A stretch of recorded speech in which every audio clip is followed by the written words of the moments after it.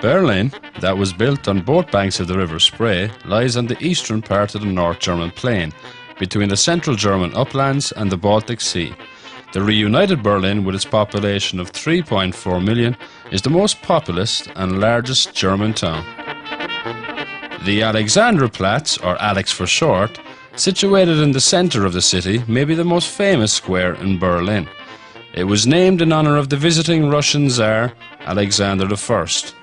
From 1847, a horse-drawn omnibus line was established between the Potsdamer Platz and the Alex. This is when the hub-like character of the square started to take shape.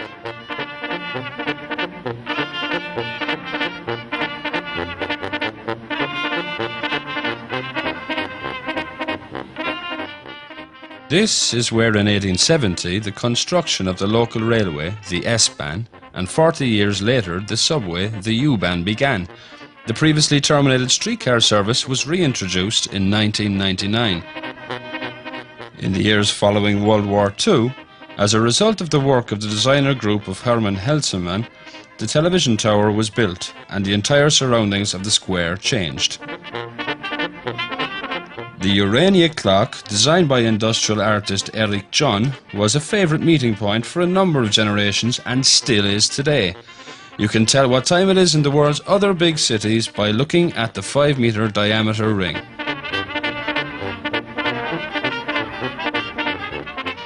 The architect of the television tower also designed the 120-metre high Interhotelstadt Berlin that bears the name Parkin today. That is when the Fountain of the Friendship of Nations was also built. The 368-metre high Fernsehturm, or TV tower, built between 1965 and 1969, is the tallest building in Berlin and one of its main sites. A 7-storey stainless steel iron sphere sits on a 250-metre long reinforced concrete stalk.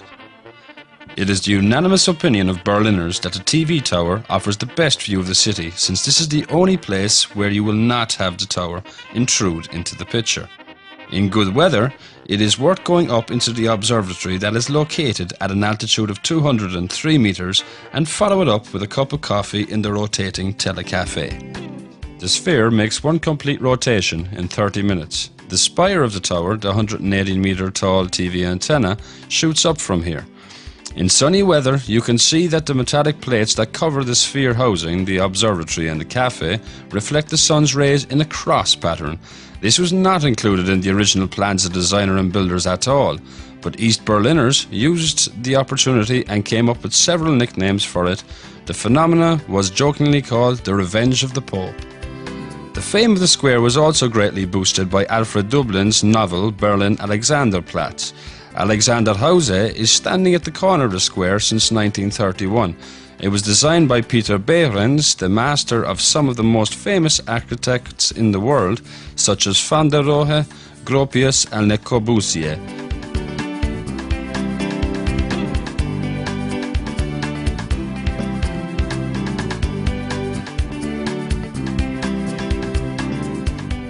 Berlin, ist arm aber sexy. That is, Berlin is poor but sexy, said Mayor Klaus Wowereit in a television interview once.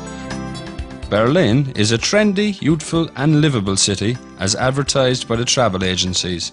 Its dynamism is mostly apparent in the Alex, which is never empty, and there is always something happening.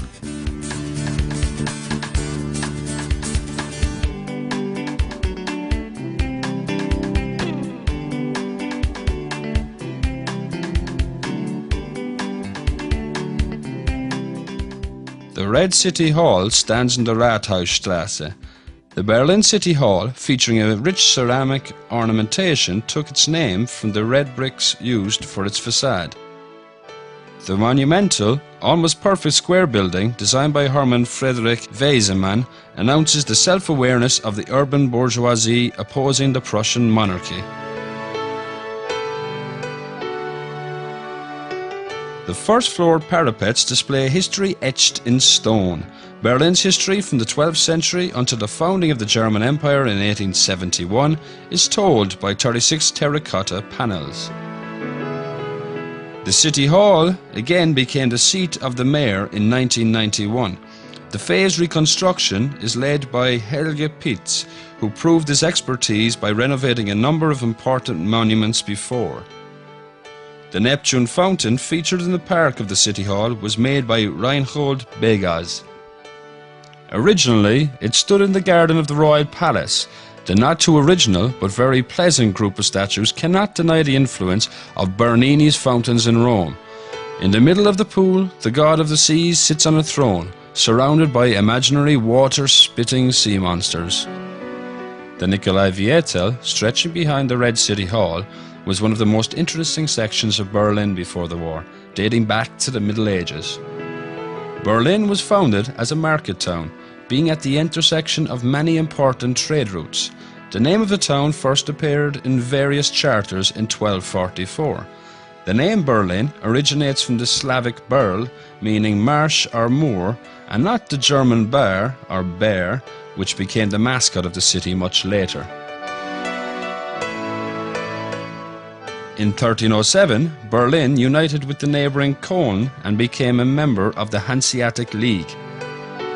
From the middle of the 14th century, Berlin was first the seat of the electors of Brandenburg, then of the Hohenzollerns, and from 1701 the capital of Prussia.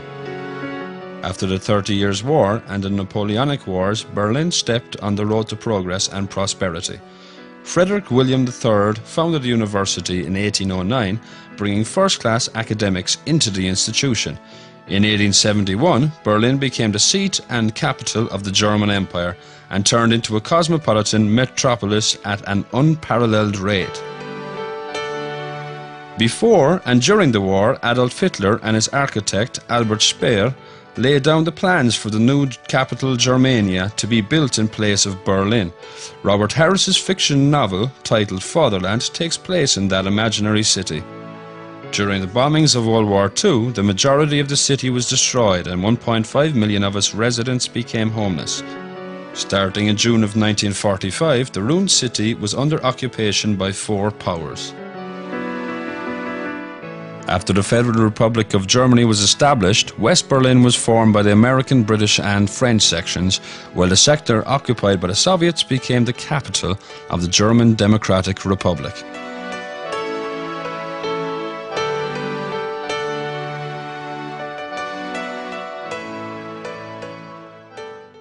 The museum section of the city was built on the small pear-shaped island in the River Spree. Under the direction of Wilhelm von Bode, the development of Berlin's museums accelerated.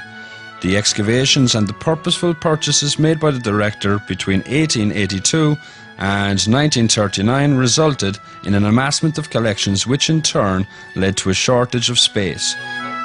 So in 1904, based on the designs of Ernst Eberhard von Ehn, the Emperor Frederick Museum was built on the tip of the island in Italian neo-Baroque style. It bears the name of its founder, Bode, since 1956. With its characteristic cupola and entrance hall, it looks like a ship cruising on the Spree. With a coin cabinet of 500,000 coins, the museum owns one of the most important coin collections in the world. The Egypt section mainly comprises of the private collections of General Heinrich von Minutili and Giuseppe Passalacqua. The former curator of the collection, Richard Lepsius, initiated excavations in Abu Sir and Tel El Amarna in the middle of the 19th century, while his late successor, Fritz Hintze, did the same in Sudan. The results of their work contribute to the wealth of the Bode Museum today. The Pergamon Museum is one of the most famous museums in Berlin and Europe. It is also located on the Museum Island. Today it is home to the Antiquity Collection and the Museum of Pre-Asian and Islamic Arts. It draws around 850,000 visitors every year. The museum was named after its main attraction, the Pergamon altar. The gigantic unadorned building was built based on the designs of Alfred Messel and Ludwig Hofmann between 1910 and 1930.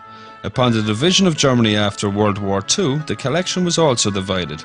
The museum was reopened in East Berlin, while the collection pieces located in West Berlin remained at the Charlottenburg Palace until 1995. One of the main attractions of the collection, which dominates the room from the western wall of the room 6, is the colourful brick building of the Ishtar Gate of Babylon, ornamented by sheep and dragons in a symmetrical layout with 2 protruding side wings and innumerous elaborate architectural features. The Babylon lion frieze, made of the dark blue and orange glazed tiles, is spectacular. The most attractive feature of the museum is the collection it was named after, that is the archaeological findings of the Pergamon Zeus altar. The facade of the old museum looks out onto the former royal flower garden, as it is in the immediate neighbourhood of the impressive cathedral. The palace, damaged in the war, was eventually renovated in 1966. Its permanent exhibitions display drawings, watercolours, paintings and sculptures of 19th and 20th century artists, while the temporary exhibitions on the first floor feature contemporary works of art. The Berlin Cathedral is on Museum Island. It is a neo-Baroque, formerly Prussian cathedral that looks a lot like St. Peter's Basilica in Rome. It was designed by Julius Carl Raschdorf. A church stood in this place in as early as 1297. The foundations of the present building were laid by William II in 1894. This monument was also seriously damaged in World War II. Its restoration was finished in 1993. The building was originally constructed as the court and memorial church of the Hohenzollerns. In the course of the 5 centuries, 95 members of the family were buried in its crypt. There are 267 steps leading up to the gallery upstairs. Tourists apparently enjoy rummaging among the bear-print Berlin souvenirs, mustered out Soviet military hats and DDR emblazoned pins. The memories of the past turned into souvenirs, the remnants of the wall became tourist attractions, and the formerly divided city is one of the cultural centres of Europe now. The Deutsches Historisches Museum, or the German Museum of History, is the largest North German Baroque building that remained. It was originally built as an armoury for Prussian kings. Although this palace is the joint creation of 2 Frenchmen, a Dutchman and 2 Germans, it is remarkably devoid of the playfulness of the French Baroque. Its lines and spareful application of ornaments are more typical of German precision and austerity. The building functioned as an armoury museum before. Now it is the home to exhibitions presenting the history of Germany from the Napoleonic Wars to today. The Historisches Museum has outgrown its old home. Its modern wing and the spiral glass stairway was envisioned by Leo Ming Pai, the famous member of the Pai Cobb Fried and Partners Architects Company in New York, who also designed the glass pyramid of the Louvre. The exquisite stairway of the wing has become a real contemporary icon of architecture. The Chinese-American architect, born in 1917, has made numerous creations in Hong Kong and the United States. Almost all of his works have kicked up a storm. The fans of modern arts idolize him, while the more conservative members of the audience reject him. The new hall of the Historic Museum, built by him, is home to temporary exhibitions of varying duration. For example, in 2009, visitors could learn about the history of Calvinism, while the theme of another exhibition was the historical turning point of year 1989. Pai's facility provides a worthy frame to modern painting exhibitions.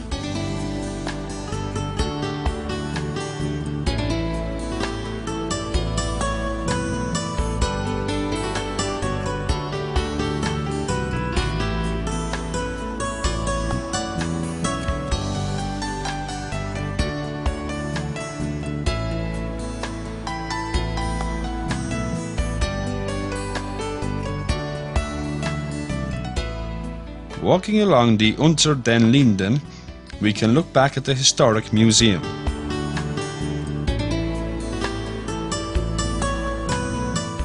Käthe Kollwitz, a German expressionist graphic designer and sculptor, is the creator of shocking pieces. Her sculpture stands in a building reminiscent of Greek temples that is dedicated to the victims of the war. The memorial was built in the place of the former watchhouse of the Palace Guard after World War I.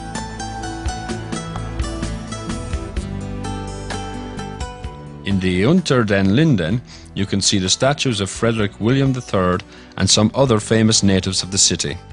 Among others, Berlin is the birthplace of Prussian Emperor Frederick William II, scientist Alexander von Humboldt, archaeologist Walter Gropius, musician Wilhelm Furtwängler, philosopher Walter Benjamin, and actress Marlene Dietrich.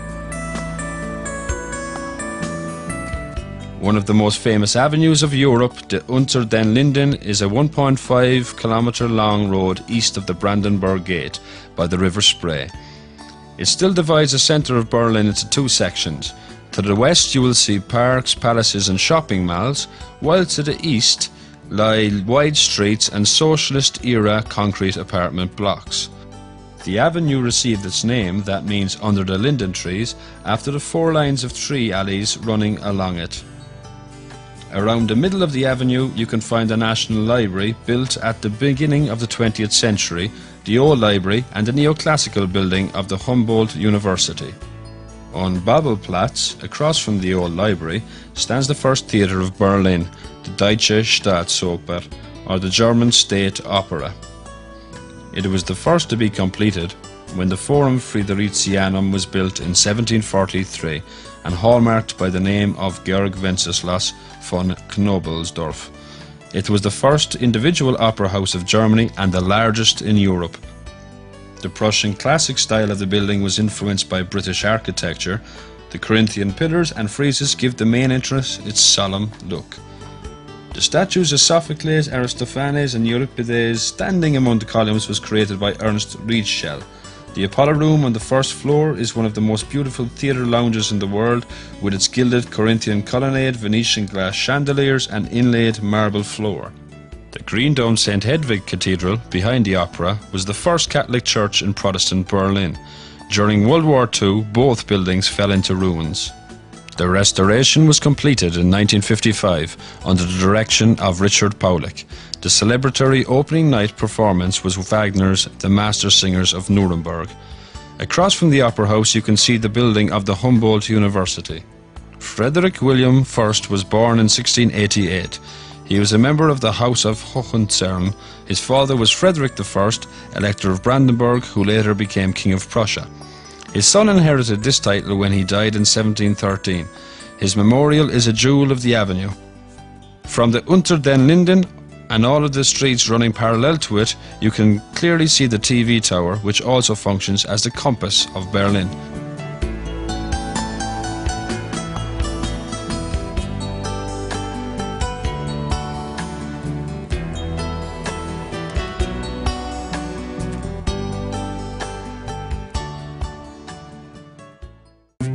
Between Unter den Linden and Leipziger Straße, near the Stadtmitte subway station, the Gendarmenmarkt is located. This is one of the most beautiful and most photographed squares in Berlin and Europe. It was built during the reign of Frederick William I from the designs of J.A. Nering. During the Cold War it was called Platz der Akademie, but since 1991 it bears its old name that originates from the 1700s when the square was the headquarters of the gendarme. Today there are many high-class restaurants, many of them with a terrace on the square and in its neighbourhood, which contributes to the unique and somewhat Mediterranean atmosphere of the Gendarmenmarkt. On two sides of the square, the towering classical buildings of the German and the French cathedrals face each other. Lately, only the French cathedral of Französischer Dom has been used for religious purposes. It was built in 1705 for the French Huguenots seeking asylum here 20 years after they were driven out of France because of religious reasons. The church was designed by the Huguenots themselves after the Temple of Charenton. The cupola was built on it by Karl von Gutter in 1785. The damages caused by World War II were repaired by 1977. Today, the Huguenot Museum presents the trials and tribulations of the Huguenots in Brandenburg, Berlin and France. On the ground floor you can find the Huguenot Library, while the Turmstube restaurant is located on the 4th floor.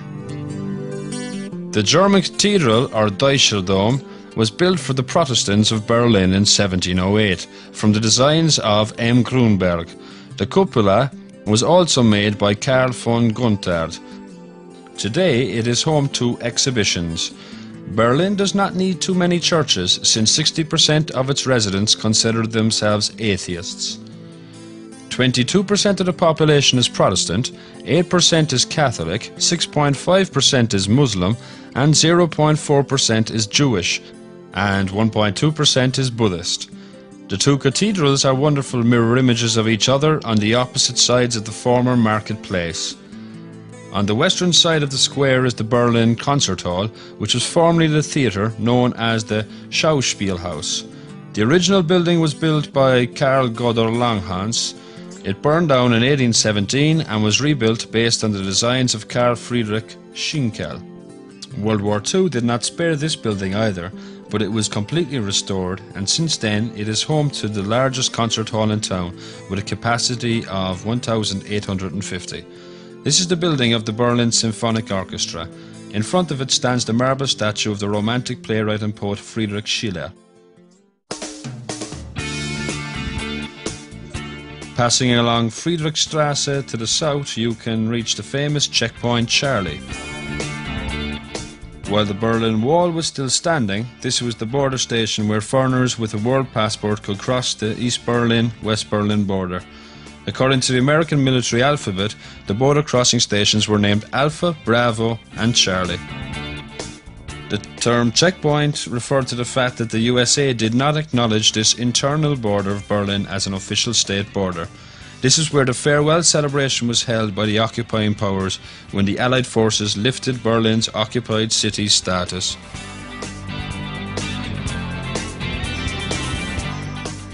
The map shows Berlin as divided by the wall, while the photograph depicts the location of the checkpoint. The house on Checkpoint Charlie is a privately held museum at the corner of Kochstrasse and Friedrichstrasse, and usually full of tourists. Anyone who is interested can learn about the history of the wall here. It started out as a small exhibition, but by now you can buy photographs or drawings of the escapes and the tools that were utilized in the process, such as special suitcases, a blimp, or an air bicycle.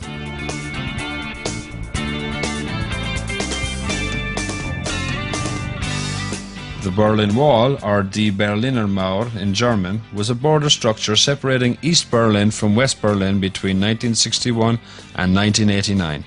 During the Cold War, the divided Berlin became one of the main symbols of oppression and division in Europe.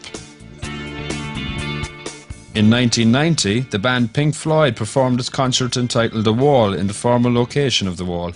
Several sections of the wall were kept for posterity as mementos. On these wall fragments, mostly art creations or historic photos, remind us of the division. You can see a similar memorial place on Potsdamer Platz as well. The completely renewed Potsdamer Platz offers a number of modern architectural wonders to visitors. The narrow glass and concrete skyscrapers that look like the Flatiron Building in New York are the symbols of the German capital's renewal. Below the square there is an underpassage system and a subway station. What is more, this is where the S-Bahn meets the U-Bahn.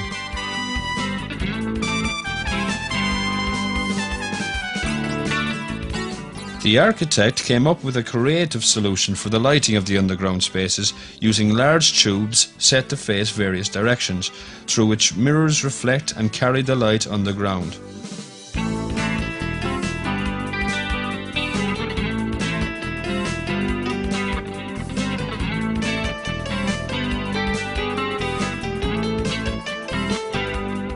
The ultra-modern Sony Center, built in 2000, is the most defining architectural structure of the Potsdamer Platz. The 26,500 square meter complex, consisting of 7 buildings, predominantly made of glass and steel, was designed by Helmut Jahn, and the total cost of construction was $800 million. A sample room of the nearby hotel displayed in the shop window next to the entrance offers a preview of what the guests can expect. The tallest building in this shopping and entertainment centre is 103 metres high. Sony Centre has 8 million visitors every year. This is a plethora of shops, restaurants, hotel rooms and museums, in addition to an event centre, a multiplex cinema and an IMAX theatre. Under the gigantic glass cupola, in the shadow of fountains and garden terraces, there is a huge assortment of establishments. There are just too many to name them, but everyone will surely find one to their liking. Some of them will even prove to you that, contrary to public belief, German cuisine also has some delicious dishes to offer.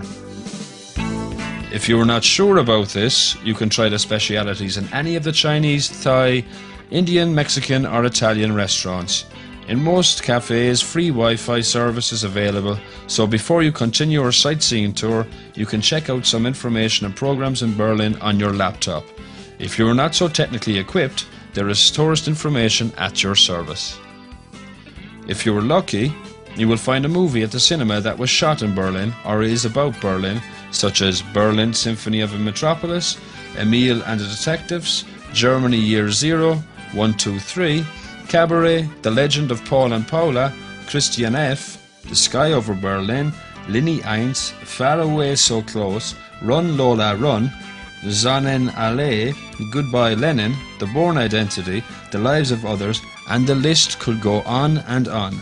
The city has become very popular with filmmakers. Every year, Berlin is home to the international film festival called the Berlinale, that attracts more and more visitors.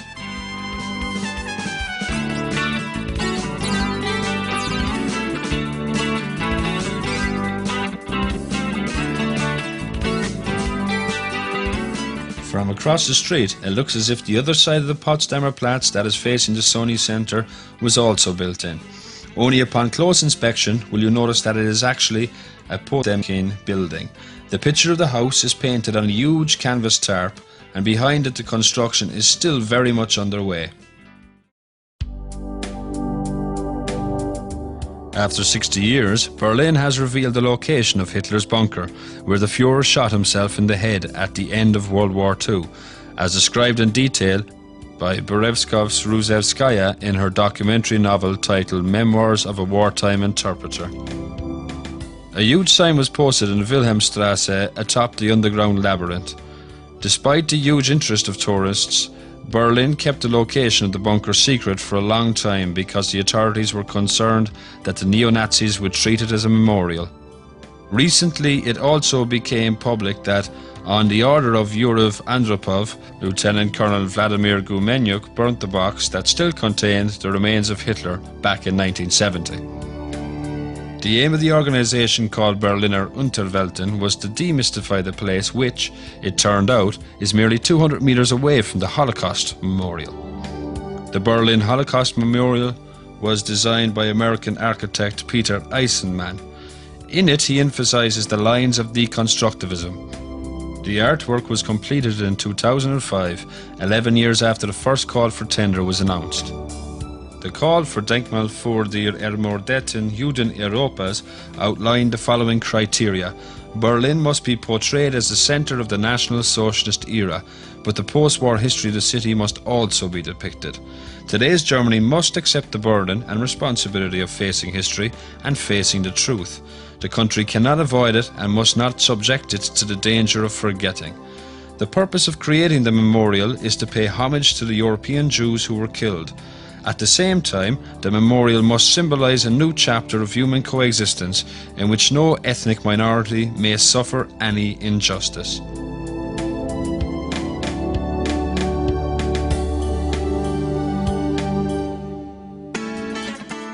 In World War II, 450,000 tons of bombs were dropped on the area of Berlin. Therefore, it is almost unbelievable that the former ministerial palaces could be restored to their original state. The two-stroke Trabant was one of the most famous car models made in East Germany.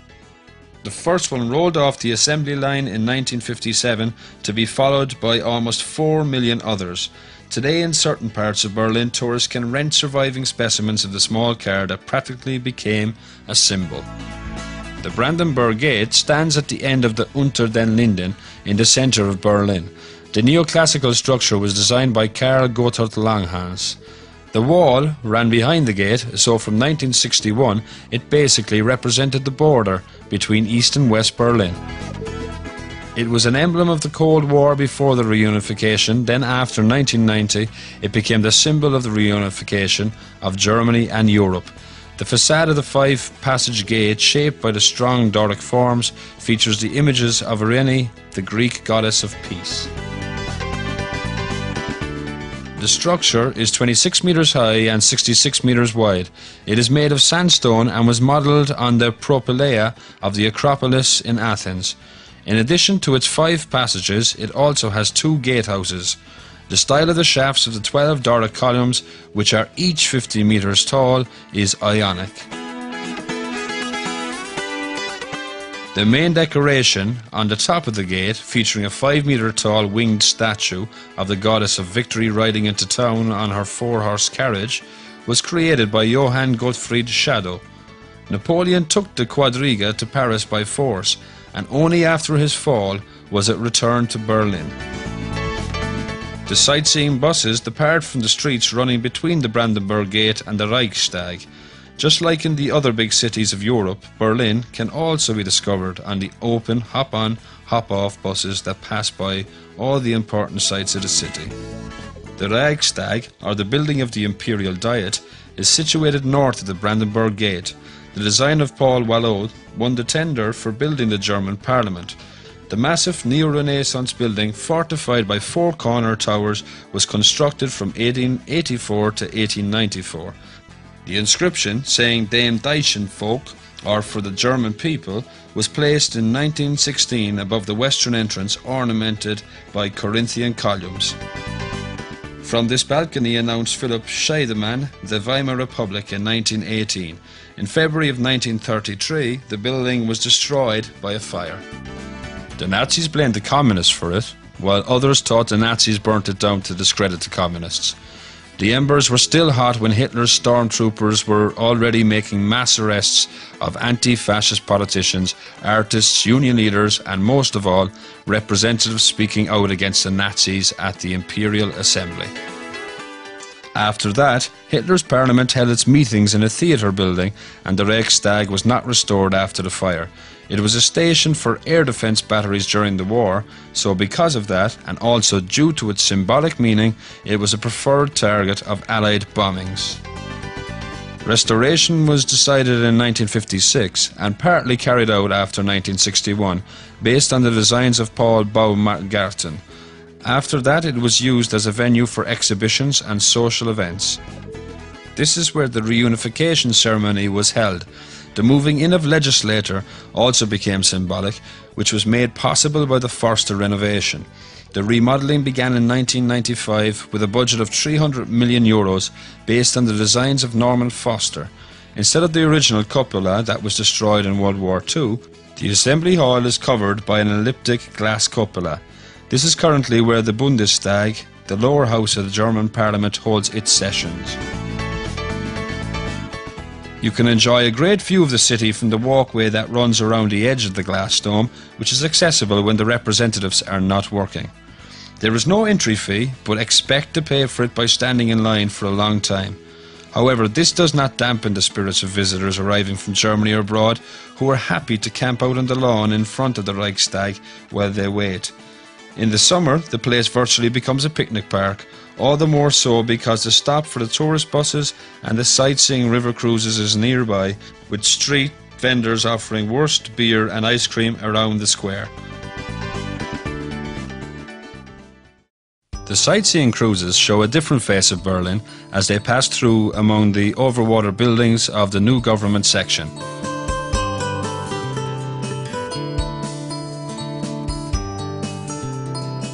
In most countries, century-long traditions established the location of government buildings, which were usually set in the neighbourhood of royal palaces, presidential residences or parliaments.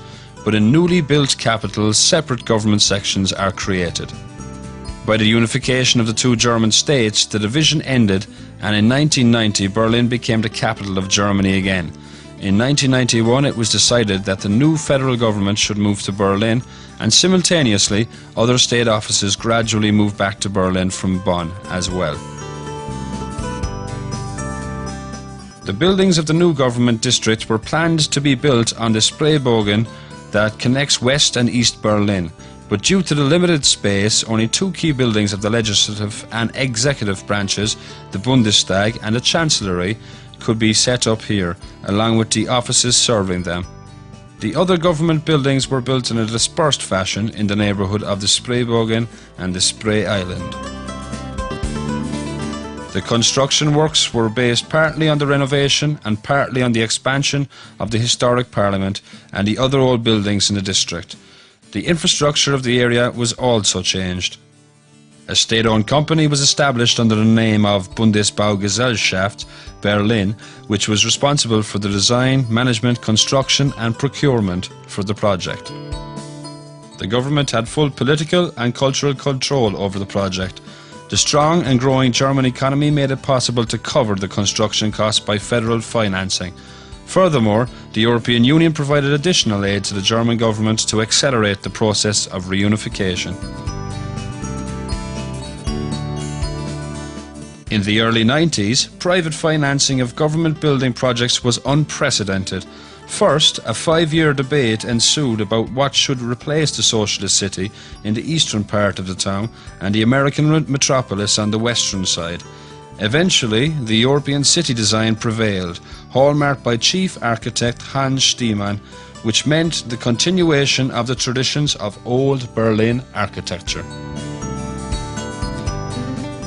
After over 4 years of planning and building works, the reconstruction was completed in early 1999, with obviously thorough consideration of the requirements of tourism as well.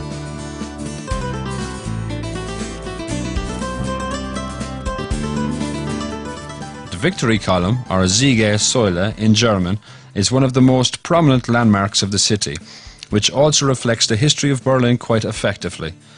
It shoots up towards the sky in the middle of the Tiergarten at the Grosser Stern in the memory of the Prussian army's victory over Denmark.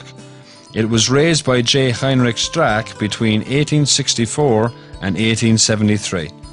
The top of the column features the creation of Friedrich Drake, an 8.3-metre gilded, two-winged victory statue to commemorate the later victory over Austria and France.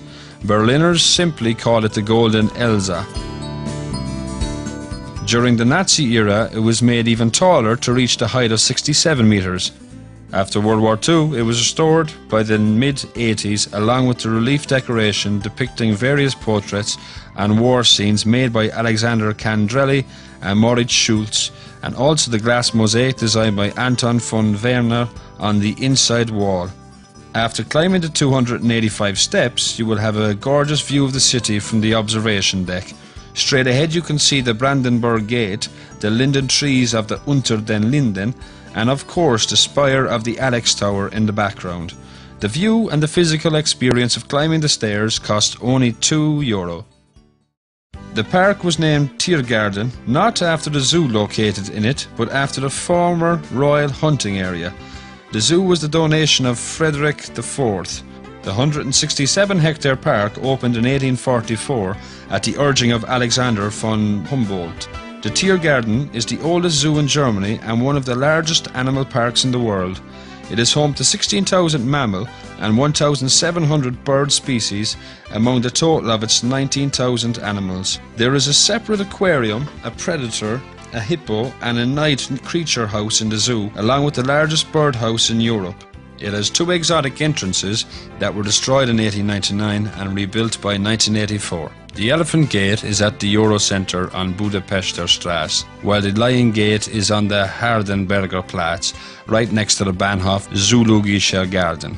In the first decade of the 21st century, one of the zoo's residents, Knut, a little polar bear, became a star attraction of unprecedented popularity. The heart of the former West Berlin district lies at the southern side of the zoo.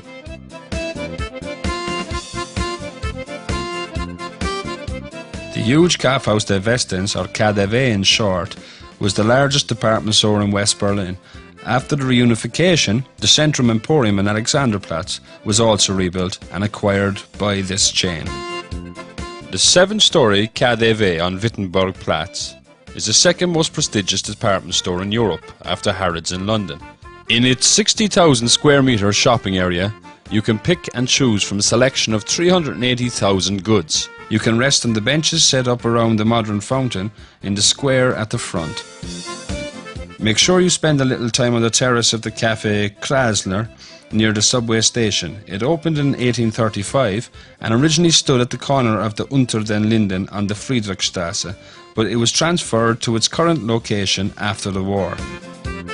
Other favourite spots are the Krasler Eck shopping centre and office building, the Kudem Eck, first built in the 60s, then torn down and reconstructed again, the theatre, boasting the expressive style of the 20s on Leninplatz, and the quiet alley, which is also the most illustrious shopping street in Berlin, the Fasenenstrasse. The Kumdam Carré is a real curiosity. It is a shopping centre, but there are also restaurants, a ballroom, a swimming pool and even 2 theatres in it. There are 4 other theatres in the neighbourhood as well.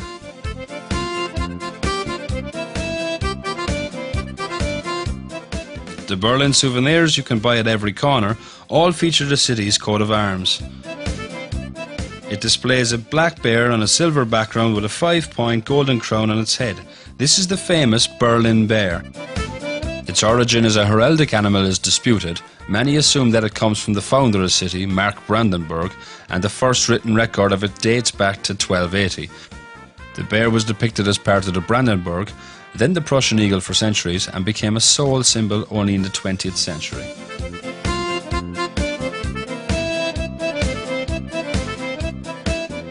En route to the church ruin, a twisted metal sculpture will catch your eye, conceived in the modernist style typical of the 60s.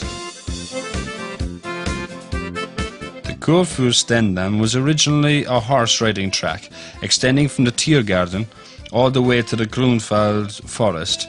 Today, this 3.5-kilometre stretch is the longest and most preferred shopping street in Berlin. With its many theatres and clubs, it was a meeting point for the world's intellectuals already in the 1920s. The Kaiser Wilhelm Memorial Church is referred to as the Church Ruin, both by locals and foreigners alike. The Protestant church on the Breitscheidplatz can be recognised from afar by its ruined tower. It was built from 1891 to 1895 in a neo-Romanesque ornamental style designed by Franz Schwechten. Wilhelm II, the grandson of Wilhelm I, had it raised to honour the memory and the glory of his grandfather. However, in November 1943, the bombing lashed out by the Allies destroyed most of this building as well. Only the strangely shaped western section remained, a single tower which the Germans called Decayed Tooth. Originally, it was 113 metres high, however since the bombing it is only 68. It has become a memorial church of World War II. In 1961, a modern octagonal hall of worship with a capacity of 1,000, a hexagonal 53-metre high reinforced concrete church tower and a small chapel were built next to it. All of them were designed by Egon Eiermann. The Europa Centre, opened in 1965, was the largest and most modern shopping centre in the former West Berlin. Among the consultants working on it were Eiermann, who redesigned the ruined church. In this 80,000 square metre American-style facility, you can find shops, offices, hotel rooms, a cinema and several catering establishments. Its cafe is allegedly the largest in Europe. The incorporated square with the fountain in the middle is a counterpoint to the Alex, a busy hub in the western section of the city. Next to it you can see an 86-metre tall high-rise which proudly boasts a huge rotating Mercedes sign on top. This is a favourite spot for passers-by to sit down a while and enjoy the performances of the street artists.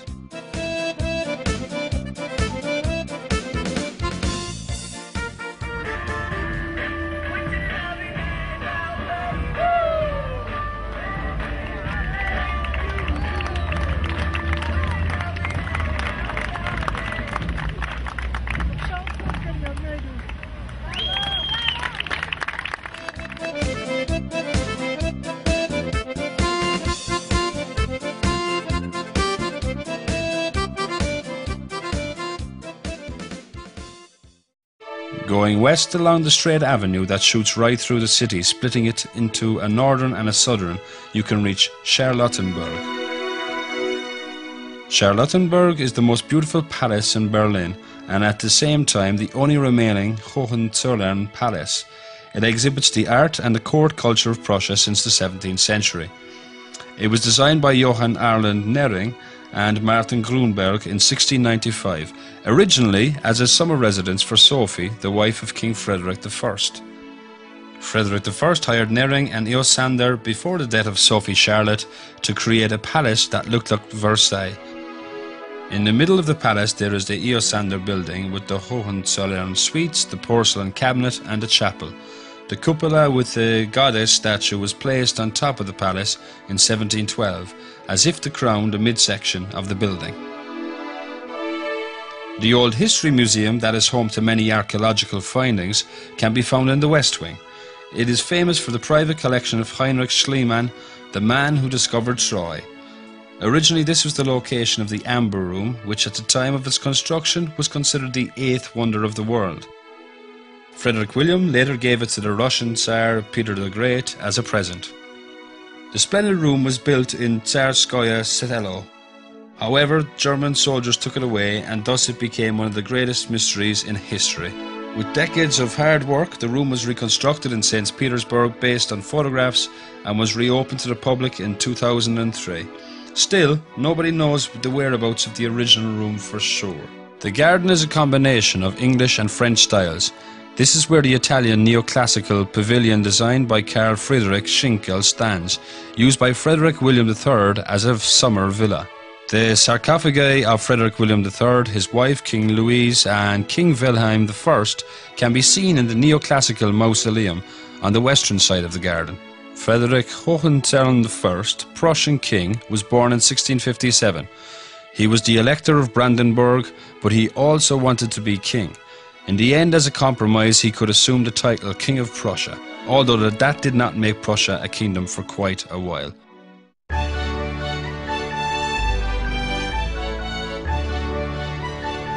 Potsdam, a city with 1,000 years of history, is situated southwest of Berlin on the bank of the river Havel. At the entrance of the Sanssouci Palace complex stands the historic windmill that Frederick the Great wanted to buy in order to expand the area of the park. However, the miller refused to sell it even to the king himself, so it could be attached to the palace garden only after he died. In January 1745, Frederick the Great commissioned court architect Georg Wenceslas von Nobelsdorf to design an impressive summer residence for him. The king, in his own words, had a merry house in Potsdam in mind, imagined his new palace in Rococo style. Although not all of the rooms of the building were finished, the excited Frederick inaugurated his new toy along with the surrounding gorgeous park in a celebration on May the 1st, 1747. The king, who was present at most of the important phases of the construction, did not like to stay away from his new residence and stayed here on a regular basis during the months between April and October. Although the architect, Nobelsdorf, was a fan of the late, more classical trend of Baroque, upon the request of the king he had to use the more capricious ornamental features of the Rococo. With this in mind, he built his best known creation, the Sanssouci in Potsdam. It is a single-story, carefree palace with terraced gardens featuring a set of glass houses above in a picturesque setting. Its central space is an elliptic marble hall that opens from the large entrance hall and protrudes outwards from the line of the facade in a curve. The enfilade of rooms adjoined on both sides is closed by a circular room at the end of the building. On the entrance front there are two short flanking wings. Connected to them on both sides are the service buildings and the stalls, with two facing colonnades enclosing the semicircular Cour d'Honneur. The garden front, facing the terraces, is decorated by several pairs of human figure pillars supporting the balustrade, with tall semicircular French windows in between. The bronze statue in the trellised gazebo, named Little Sun Temple, is a copy of a sculpture created in the 4th century BC. Frederick II, who ruled for 46 years, died at Sanssouci. Although his last wish was to be buried next to his beloved dog in the palace garden, his grandson and heir, Frederick William II, had him laid to rest in the garrison church in Potsdam. The The final wish of Frederick the Great was honoured only in the summer of 1991, when his earthly remains were transferred back to the garden of the Sanssouci Palace that was enlisted by UNESCO as a World Heritage Site a year before.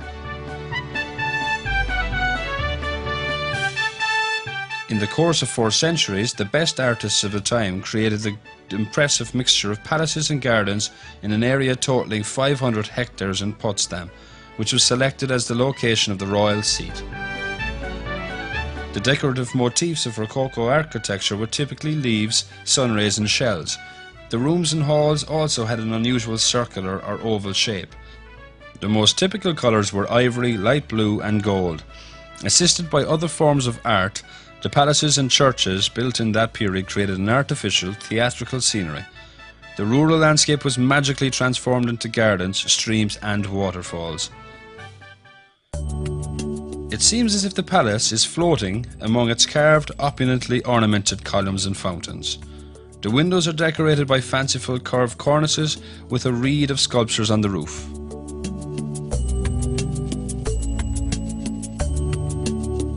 The Chinese tea house was intended to include Oriental elements, but is lavishly ornamented in the typical style of Rococo. This playful little gold gazebo was made by Buring, while the gilded sandstone sculptures are the creations of Benkert and Kai Müller. The music playing and tea drinking figures have been recently regilded. In the tea house there is a Chinese porcelain exhibition, although the Asian miniature trees surrounding the pavilion have only been added lately. The Sanssouci Palace also suffered serious damages in World War II, especially the new palace, which was critically hit. Many buildings have not been renovated up to this date, maybe because those are considered less important.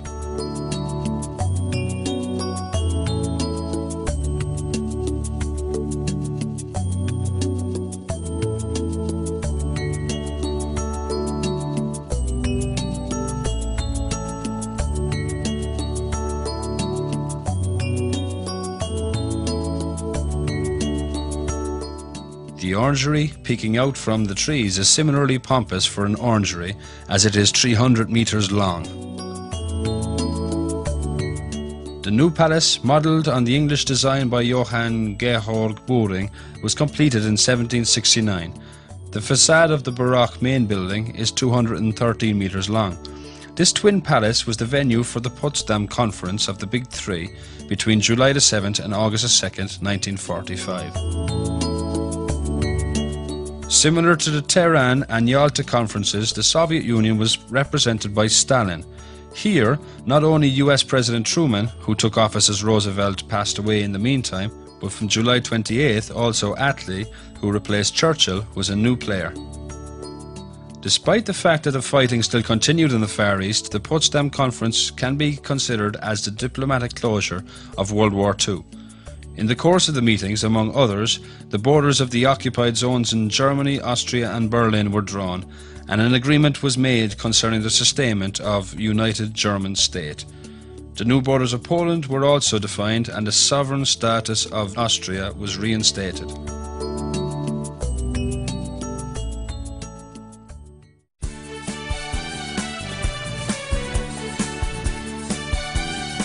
The two small buildings of Karl von Gontard are positioned in a symmetrical fashion along the road leading to the new palace. The Temple of Friendship and the Antique Temple were built as round temples imitating the Pantheon in Rome. The walls are decorated by the reliefs of the Renz brothers. In 1857, Linné was commissioned to create the neighbouring Sicilian Garden and Nordic Garden. His task was to compose a landscape where the plants and Mediterranean garden structures of the south would counterpoint the most austere and colourless flora of the north.